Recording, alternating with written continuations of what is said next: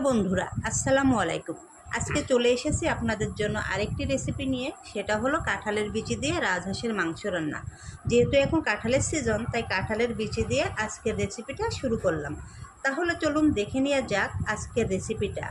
আর এটি তৈরি করতে যা যা লাগবে: পেঁয়াজ কুচি, আদা রসুন বাটা, জিরা গুঁড়া, ধনিয়া গুঁড়া, তেল, মরিচের গুঁড়া, হলুদের গুঁড়া, গরম মশলা, ভাজা মশলা, লবণ, নারকেলের দুধ, কাঁঠালের বিচি ও রাজহাঁসের মাংস।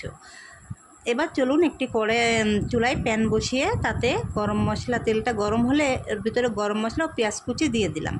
পেঁয়াজ কুচি একটু লাল লাল করে ভেজে নিয়ে এর মধ্যে দিয়ে দিলাম আদা রসুন বাটা, হলুদের গুঁড়া, মরিচের গুঁড়া, ধনিয়া গুঁড়া, জিরা গুঁড়া,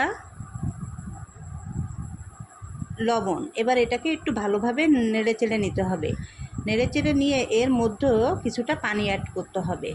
এবার এটাকে এর মধ্যে দিয়ে দিতে হবে মাংস। ভাবে নাড়াচাড়া করে এর মধ্যে এবার দিয়ে দেব নারকেলের দুধ। এখানে কোনো মতেই পানি অ্যাড করা যাবে না, নারকেলের দুধটাই দিয়ে আপনাদের পুরোটাই কষিয়ে নিতে হবে। এবার 30 থেকে 40 মিনিট পর কষানো শেষ হয়ে গেলে দেখতে হবে ফাইনালি মাংসটা সেদ্ধ হয়েছে কিনা। এবার এর ভিতরে দিয়ে দিলাম কাঁঠালের বিচি ও ভাজা মশলার গুঁড়া দিয়ে ভালোভাবে নাড়াচাড়া করে একটু ভালো করে ভাজা ভাজা করে নিয়ে এর মধ্যে আপনাদের পানি দিয়ে দিতে হবে। দেওয়ার পর 30 থেকে 40 মিনিট এটাকে রান্না করে নিতে হবে। রান্না করে নিয়ে দেখতে হবে রান্নাটা হয়েছে কিনা, উপরে তেল ভাসছে কিনা। তেল ভাসলে দেখতে হবে রান্নাটা হয়ে গেছে। এবার কড়াইটা বন্ধ করে দিলাম।